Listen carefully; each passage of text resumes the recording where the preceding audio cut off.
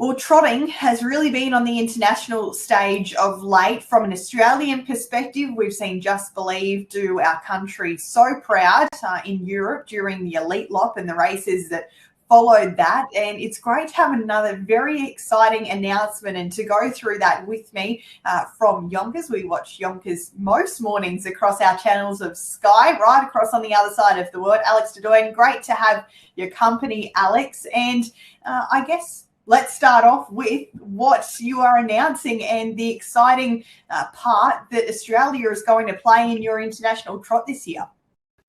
Yes, thank you. Thank you for having me, Brittany. We're really excited. One of the biggest races at Yonkers Raceway is the $1 million Yonkers International Trot. It has a lot of history behind it. A lot of prestige goes into it. It started back in 1959. And over those early years, they called it the World Championship. Because it attracted horses from all over the globe. And horses would. It developed a lot of history by getting some real top French trotters to come over and really race like amazing races. Sometimes those horses just sit outside for a mile and a quarter, mile and a half. It's not what Americans are used to, but the race built a big following.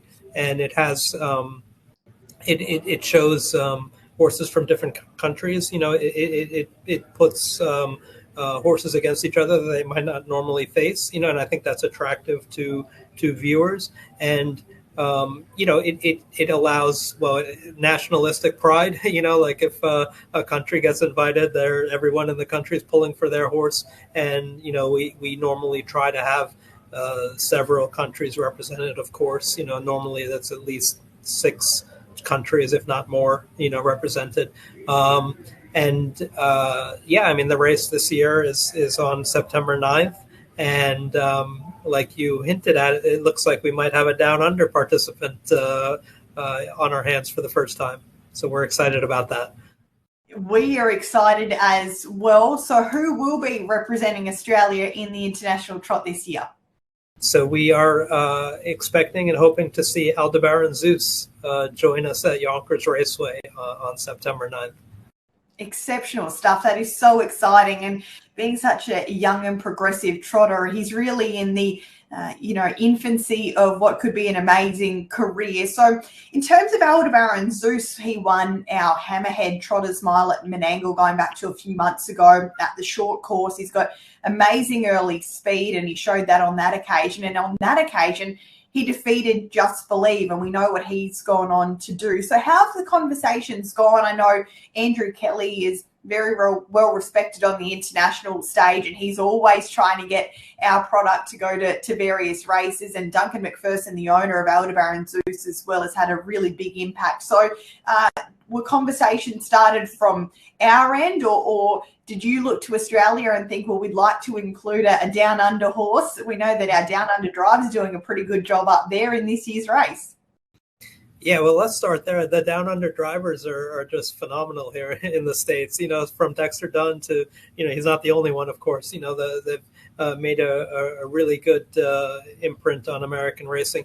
And look, your viewers see it too. There's so many Down Under horses that populate the Yonkers cards on a daily basis. There's so many more horses than there used to be. And so that shows that. That shows quality, and that shows, you take notice of it, And regarding the actual conversation with Aldebaran Zeus, I've known Andrew Kelly a long time. I worked at the Meadowlands for a long time, and we, I worked with Sam McKee, who was a great colleague, and together we started simulcasting to Australia. The races from Meadowlands, and then Yonkers wasn't too far behind. I wasn't at Yonkers then; I was at Meadowlands, but we were really happy with that, starting that up, and then the development of that over the years to where we are now, where I think the 2 top American tracks, harness tracks Down Under, are Yonkers and Northfield Park. 2 MGM tracks. But Andrew's been instrumental in that relationship, getting it started and along the way.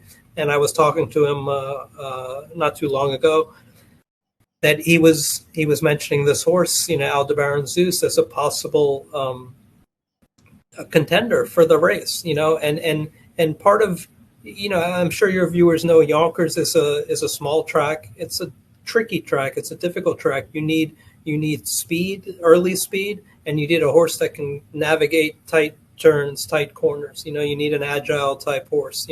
If you had a big giant horse that it was fast, that's great, but that's not going to do good at Yonkers, and so that was, I think obviously Andrew knows that, and we were talking about how this horse maybe fits the type of mold you would want to take a shot in a big race at Yonkers, and certainly the what we saw from one of his counterparts at the Elite Lop, it certainly,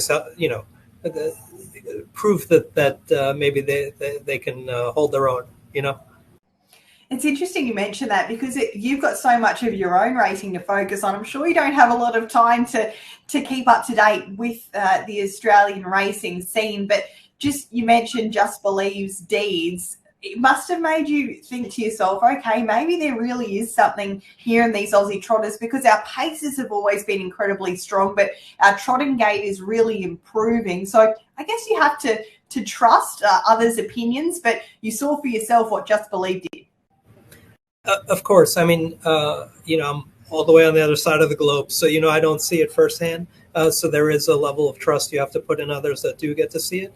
But, it's also, like I said in the beginning, we're an international event. The race, try to attract horses from all around the world and get multiple regions engaged in that. There's you want horses that are of a quality that can show well. No one can sit here a couple of months in advance and say, well, this one is the best and this one's not as good. And you sort of put them behind the gate and see. So I mean, we have enough confidence in the horse's ability to navigate the Yonkers surface, perhaps. And also the travel, it's a lot of travel that will have to be done to get to Yonkers, and so you need the type of horse that can handle that as well. So I've heard that Aldebaran Zeus might have the right makeup for that as well. Yeah, absolutely. He travelled to New South Wales from his Victorian base when he won the Hammerhead Mile, and he's since been across to New Zealand and won a race there as well. So wasn't quite as far as he's happy to go this time. I think he has 3 or 4 stops on his way, including a 7-day quarantine period. But Brett Lilly, his trainer, will be heading across with him, and it's going to be intriguing to see if his champion driver, Chris Alford, makes his way across as well. I know Brett Lilly has a good relationship with Todd McCarthy, so he has plenty of options when he gets to Yonkers. So he's got a long trip ahead of him, and he's setting off very shortly. Before I let you go, Alex, what is his competition shaping like at this point in time? I'm sure that you have a bit of a skeleton field in place, and what other countries are looking to be represented in this $1 million race? Sure. The international trot, it started in 1959, and like I said, it attracted some top French trotters that came to New York and really impressed the racing fans. And the race stopped in 1995, and we started it back up in 2015, a 20-year break.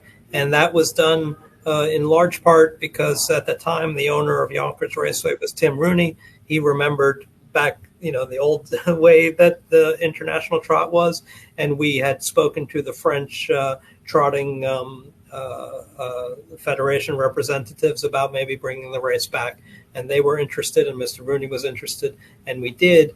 And under that, under that way of bringing it back, we always want to get a top French trotter to participate.